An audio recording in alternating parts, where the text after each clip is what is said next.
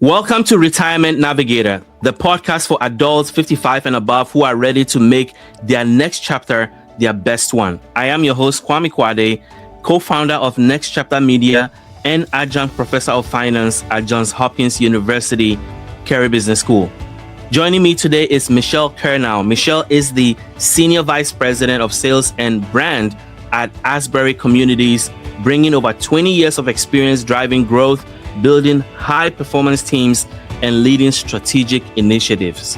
She oversees sales leadership, performance analytics, CRM strategy, and integrated branding efforts that support organizational success. Michelle is known for creating data-driven, customer-focused sales cultures and developing playbooks that elevate team performance.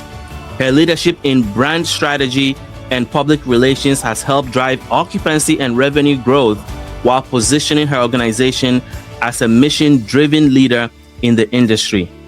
Before transitioning to senior living, Michelle spent over a decade with the New Jersey Sharing Network, building hospital partnerships and advancing public health initiatives.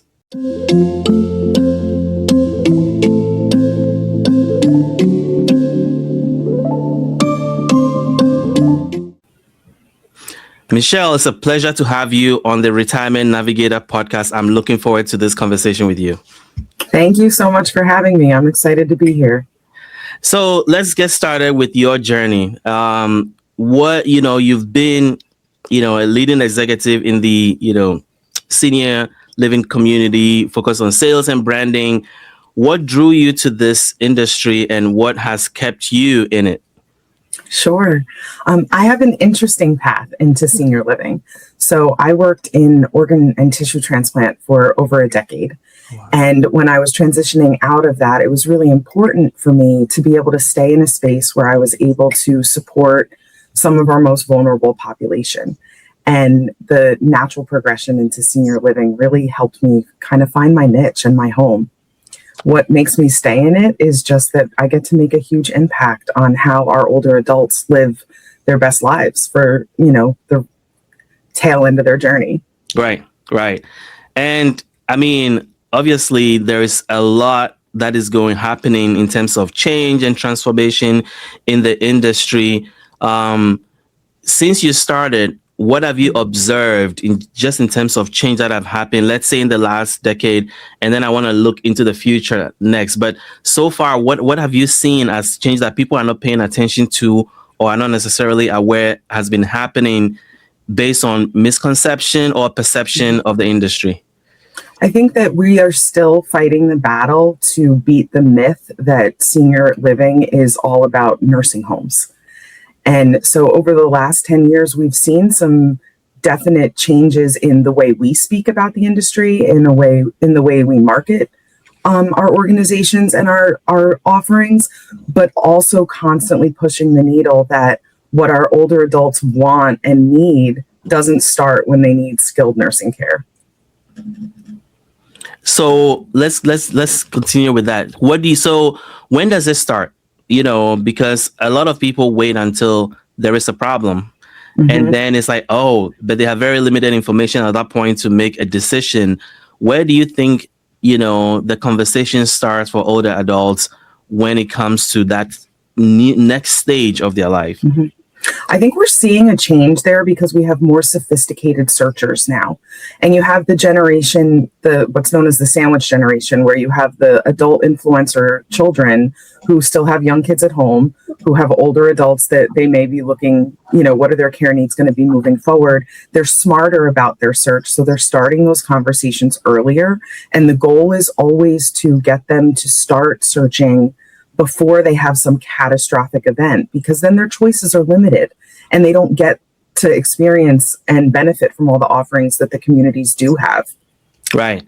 And I mean, I have a marketing background, and, you mentioned the sandwich generation. I'm actually hosting a conference this October in Baltimore, a health and wellness conference for entrepreneurs. And one of the topics we're talking about is the sandwich generation. Mm-hmm. I want you to talk a little bit about that, because that is a very unique thing right now, more so because, parents are living longer.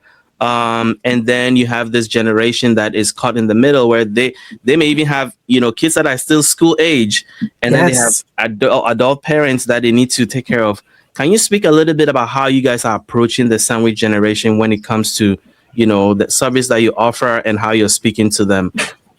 Sure. So I think it starts with your targeted marketing, right? It starts from the very first touch that people have when they're searching. And that in today's day and age is on your website, right? It's all about your digital marketing and targeting that.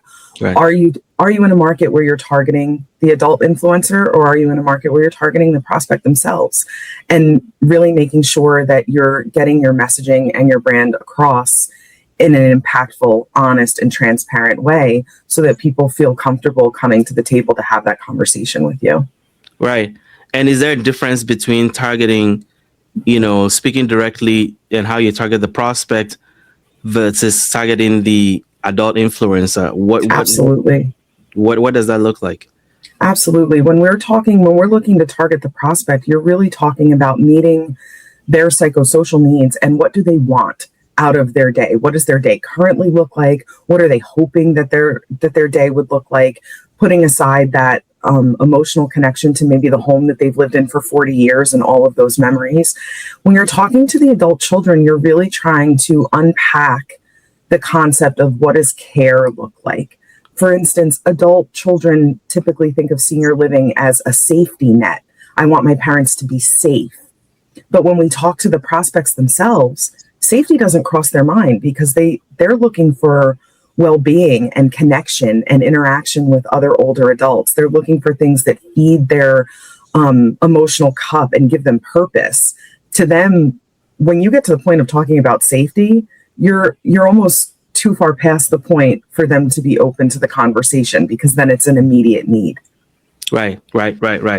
And in a way, I mean, the safety part for the adult children, kind of, it's more of like, it will be my responsibility if I don't find a safe place for my parents. You know what I mean? And so Yes. safety is the first thing that comes to mind when the parents themselves. And I've had other people from the industry on my podcast talk about that. And it's a very unique, I don't want to say difference, but it's also like what each side is looking at and how you're targeting. Yeah. So, and I want to go further and talk about, you mentioned in the beginning that there's this misconception about senior living and that, it is a nursing home or etc.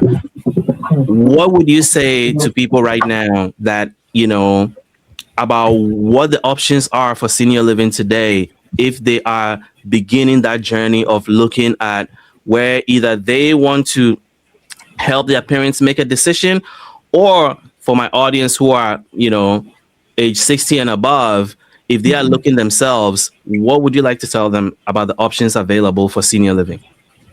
I would encourage them to do as much research as possible. You have everything from a life plan continuing care community where you start early in your retirement journey and can stay the entire duration of the continuum of care that you may need. You have independent standalone rental options for independent living, for assisted living, for memory care and memory support. And they all offer different things and bring different value to whatever stage in the journey that you're at. And so there's so many options. There's also differentiating options between different organizations, right? And so what's most important to you, or what's most important to the person that you care for? If it's my mom is turning 70 and she plays pickleball every day, well, then you want to find a space where she can still play pickleball every day and actually be surrounded by other people who might even be a little bit more competitive and want to raise the game. But if that's not something they're interested in, you want to find the space and the niche that really offers what is most important to both your loved one and to yourself. Obviously, there's pricing involved there, so you want to make sure that you do all of the research about what can I afford. Most people automatically go to, I can't afford that. And that's just not true in many, many spaces. I think that there's a lot more to be gained about having really transparent financial conversations so that they can plan well. And I think people would be very surprised by how long they can sustain and afford really quality senior care. Huh. And you talked about rental opportunities in independent living. Can you speak a Mhm. little bit about that? Because that's not something I've heard talked about a lot. When people think about, people understand when you go to an assisted living, okay, you're going to pay a monthly, but independent living rental opportunities, I don't think gets talked about a lot. So can you talk about that a little bit? Sure. I mean, an independent living rental opportunity is the same as an assisted living opportunity in the fact that you might pay a small community fee, and then you pay your monthly service fee. And included in that monthly service fee is your room and board, right? Like you would for any apartment living complex.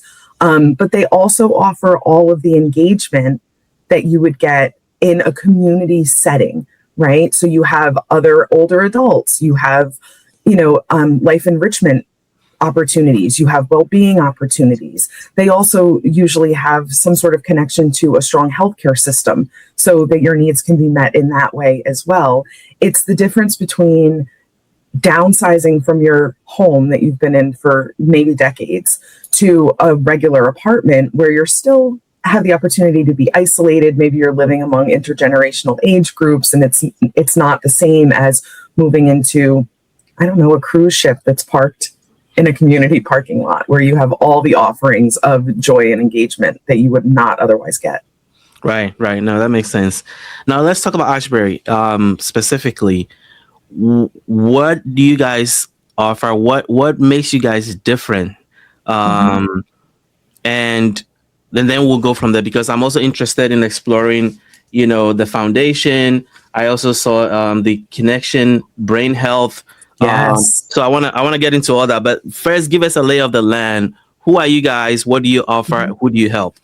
Sure. So Asbury Communities is coming up on we are in our 100th year. So August will be 100 years that we have been in service and in operation of caring for older adults. Most of our portfolio is that life plan continuing care retirement community offering, which means people come in at the very beginning of their journey. They start in independent living and they have the security that they can always be offered the level of care that they need as they age and as their health progresses. We do have a few communities that are rental opportunities. So we do have multiple different options for people that are searching, which also means that we're really able to give expert advice and guidance on what might be the best fit for someone who's searching. Our differentiators, we are a not for profit organization. We are mission based. It's all about taking care of the residents and their families and our associates, which really makes a difference in happy associates, happy residents, right? Longevity of employment, longevity of resident stay. Right. So we have a very special culture, and it's a really great organization to work for. It's a great Yeah. place to work. It's a great place to live.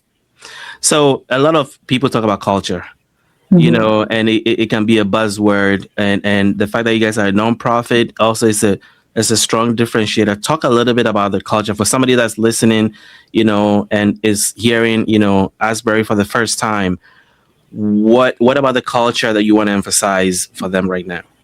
Sure. I mean, at Asbury, we're all about taking care of our people so that they can take care of others. And we feel strongly about our culture initiative, which is called Connected and Belonging. And for us, every single person who lives and works at Asbury has a place. They belong. And so we drive that message home in all that we do so that people feel very comfortable coming to work, coming to live, and that there's a space for them to be and to be their authentic self. And where do you guys have locations? We have locations in Maryland, Pennsylvania, and Delaware. Okay.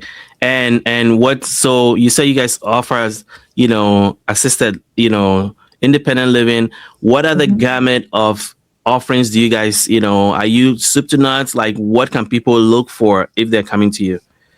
So if they're coming to us at one of our continuing care retirement communities, it goes from the beginning of independent living all the way through skilled nursing. So that includes assisted living, memory support, skilled nursing, and of course the independent living option. And then our rental options offer personal care, assisted living, memory care. And so we really do run the gamut for sure. Okay. And when I was researching, looking at your website, I saw something about the connection brain health, which is a very Yes. unique thing. So can you speak a little bit about what that is? Sure. So we have an amazing team of people who work in our well-being department. They're led by Dr. Sue Paul, who is an expert in brain health. And she has been working through what we like to the brain health revolution. It's not even an evolution. Everybody talks about memory care, right? And they think about residents who have maybe end stage or early onset dementia. The Connections program was started to catch cognitive health early and to improve it and enhance upon it early by movement and complex movement and exercises to really make sure that people can not only maintain their cognitive function, but to enhance it. And it's an incredible program that we offer at all of our campuses. We have a dedicated brain health coach. And as the program evolves, there's more and more offerings that we'll be able to bring to life, which is really, really exciting. We've seen great success in the people who participate in that program. So we start with our independent living residents, our youngest, most active, most mobile residents who you don't think of when you think of brain health and memory support. We start early so that they get to live their best life for as long as possible. Yeah. No, and talking about best life as long as possible, there is a lot that is happening in terms of change in senior living, and based on what you see in conferences you've attended recently, what are some of the things that you are excited about in senior living as you look into the future? What I'm most excited about is the opportunity for senior living organizations to really hone in on what offerings we have that enhance the best living possible, right? We're really seeing a movement from care to life enrichment and well-being enrichment and offering the best services possible early on. And you're seeing more sophisticated searchers looking early for the things that are important for them. And it really is more about how do you live and not necessarily what apartment do you live in or what care are you getting. Right. So why is that important? Why is that important for your industry to care about that? I think it's really important for our industry because you've heard a lot for decades about the silver tsunami, right? The boomers coming into the market. People's evaluations of what is important to themselves has changed. And they look at the opportunity to just stay in their home and age in place. And that may be their preference. I've been in this home for 30 years. All of my memories are here.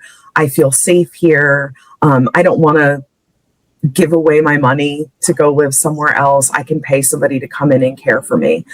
That really is the biggest competitor that we have. So showing people to look through the windshield and not the rearview mirror, to make sure that they understand that they're not giving something up, they're gaining so much, and showing them sometimes the risk of staying at home, right? That isolation is a very big risk. We saw that all through COVID. We saw how people, still now, years out of the COVID pandemic, looking at what negative impact that isolation had on everyone, but really on our older adults as well. So it's being able to hone in on what can we offer that brings value and purpose, as well as safety and care and opportunity to live better. Right. And you talked about,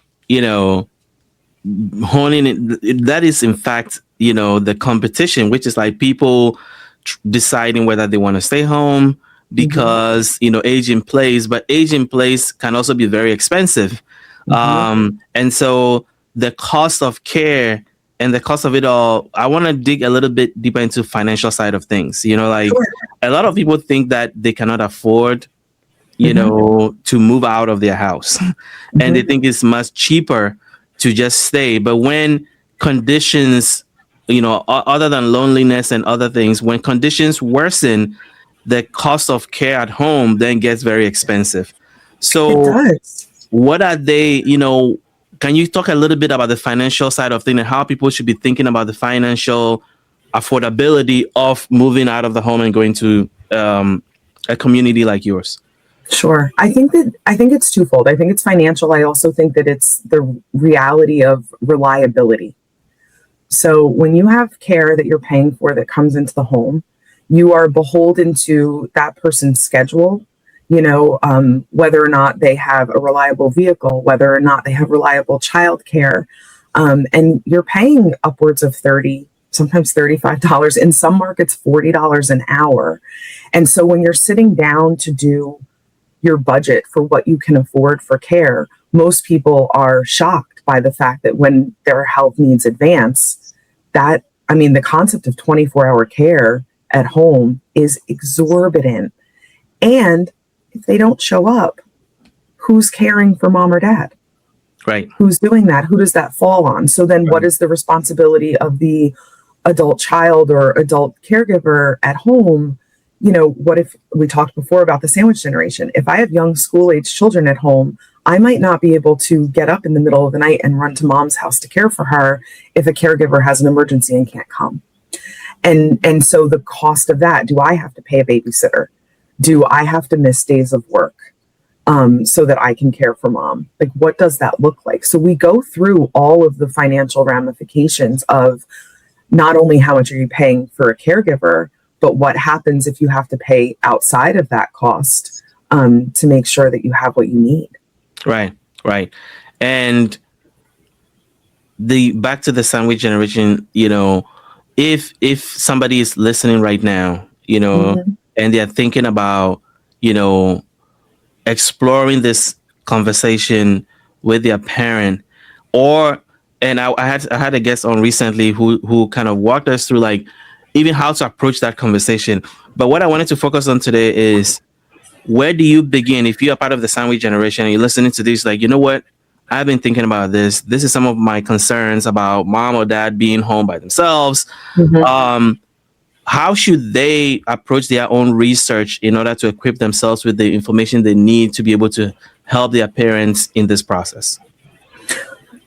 So if I hear you right, you're asking about what research do they do on the front end? Yes. I would say the research that they need to do on the front end starts with the conversation with their parent. And I think that it's an information seeking conversation, not a I'm telling you what you need conversation. Right. Really asking some of the questions to their parents about, how do you feel like your day is going? What is getting harder for you, if anything, at home? If you did have help, what would you like that to look like? What do you feel like is missing? And what are your fears about the next 10 years? Not senior living, but just what are your fears about the next 10 years?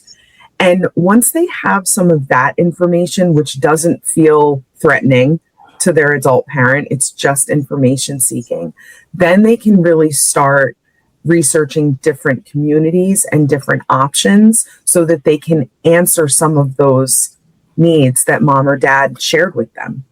Right. That's where it starts. If you just start on the internet and you're just searching for pricing, and don't start searching for pricing. If you're only searching for pricing, you're going to miss out on so much information that brings value to that conversation. I am not by any means saying that pricing is not important. Of course it is. Right. But that shouldn't be where you start. Right. You should start with what do my parents want? What is important to them? What are they afraid of? What am I afraid of? And then start your search. What am I afraid of? That's a really, really good point, because that's also baked in there is our own fears about our parents. Yeah. So I know you guys have a foundation. And what is that foundation? What does the foundation do? Who does it support? Yeah. I love talking about our foundation. So our foundation is just wrapping up their Everyday Exceptional campaign, which has been a campaign to raise $60 million. And I can't wait for them to roll out the results of that. They've been working so hard. Our foundation is funded by philanthropy from our residents. So our donors are our residents, and we don't seek philanthropic funds from other places. So our donors give because we are able to connect their passions with their philanthropic efforts. And so we have multiple different vehicles and pathways for them to do that. A large portion of our donors give to our unrestricted campaigns, which goes predominantly for benevolent care. And what that means is that if a resident moves into Asbury in our continuing care community, if they move in with us and over the course of their stay, they run out of funds through no fault of their own, the benevolent care process is that they can apply. And if they qualify for benevolent care, then there's a supplementation of their monthly fees so that they can stay on campus. There's no like, oh, you're out of money, you have to go. So there's a large process involved in that. And with the application, it's not guaranteed for anyone, but it's an opportunity for us to be able to serve our residents who've been with us, you know, and trusted us and been a part of our experience for many years, to offer them the opportunity to stay where they're comfortable and get the care that they need as they advance in their age. Right. The foundation also supports a huge opportunity for associate scholarships. Our residents feel strongly that they want our associates to have the opportunity to further their education and better their own opportunities. So they give a lot to that particular avenue of philanthropy. They do things like they fund dog parks, right? If it's something I'm passionate about, I can designate my funds to go to a passion project. That's how the first Connections Brain Health Center was built. It was built with the support of philanthropic efforts from our resident donors to really expand on that program. And that's how it began. So there are a lot of opportunities for our residents to give back to the communities that they live in, give back to the associates who serve them. It gives them purpose and it allows them to really align their passions. Yeah. No, that's awesome. And this is the fact that you guys are a nonprofit also is a very interesting dynamic in that, so to have a nonprofit and then have a foundation supported by residents, it's a really, really powerful differentiator. And also, I mean, just the good that it does in the, that people are happy in the community enough that they want to support something like that. Foundation is really powerful. The last thing I want to get into is technology. I read a quote that you had talked about. I think it's from Leading Age, and it was about technology. And it says, the assumption that older adults don't like tech, don't use it, or are afraid of it, or don't understand it is not true. So I felt like you were heading somewhere with that, and it probably based on your insights about how technology is changing care. Technology is, how older adults are interacting with technology. So I want you to just talk a little bit about that.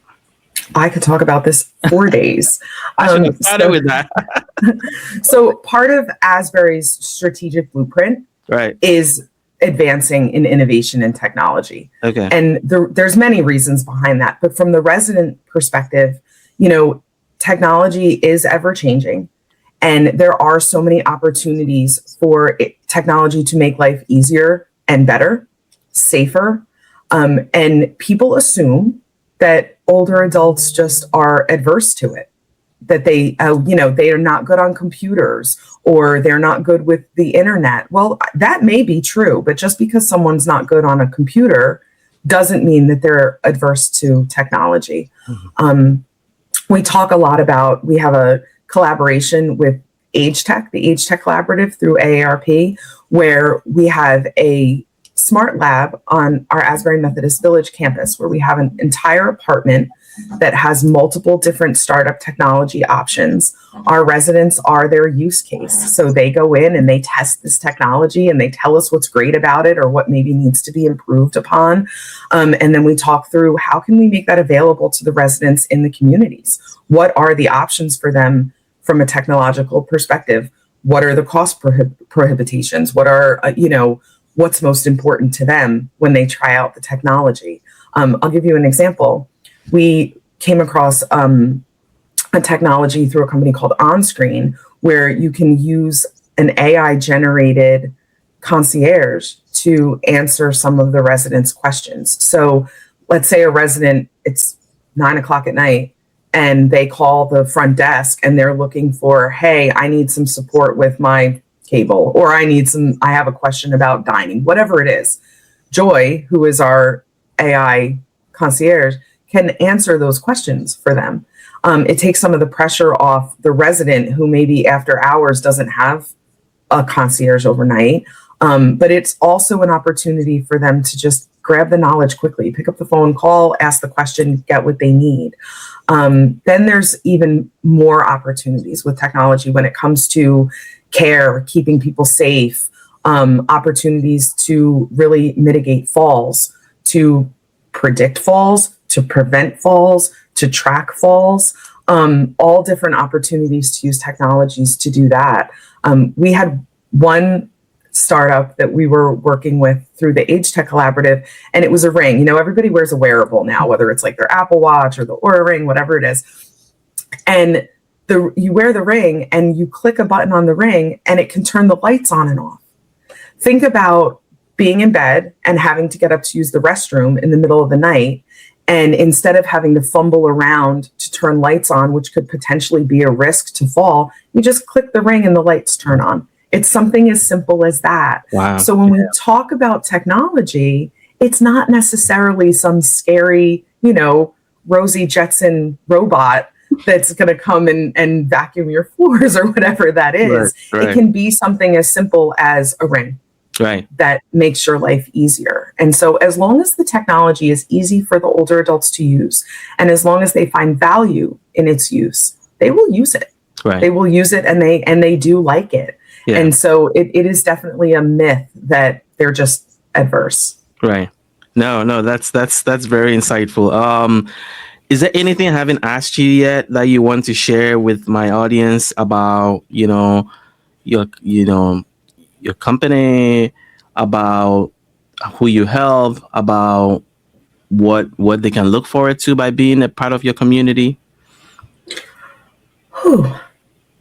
I think that the thing that people gain the most by becoming residents at an Asbury community is just the opportunity to have great purpose, to make an impact every day on the community that you live at, to bond with other residents, make friends who have similar passions to you, and to really just have the opportunity to maintain your independence for as long as you want to. Yeah. And I think that that's something that people forget, right? Yeah. Making a move into any senior living community does not take away your independence. It offers you different avenues and pathways to expand upon your independence with whatever needs you might have. Right. No, well said. How can people reach you guys? Sure. The easiest way to reach us is to go to our website, www.asbury.org. You can start all of your searching there. You can also visit us on LinkedIn, Facebook, Instagram, even TikTok. We even have TikTok. But there's all sorts of information that you can start your search on the website, and that will navigate you to whatever community geographically or offering wise that you're looking for. Awesome. Michelle, this has been a very insightful conversation, and I really want to thank you for making the time to share this with our audience. Thank you for being here. Thank you so much for having me. I appreciate it.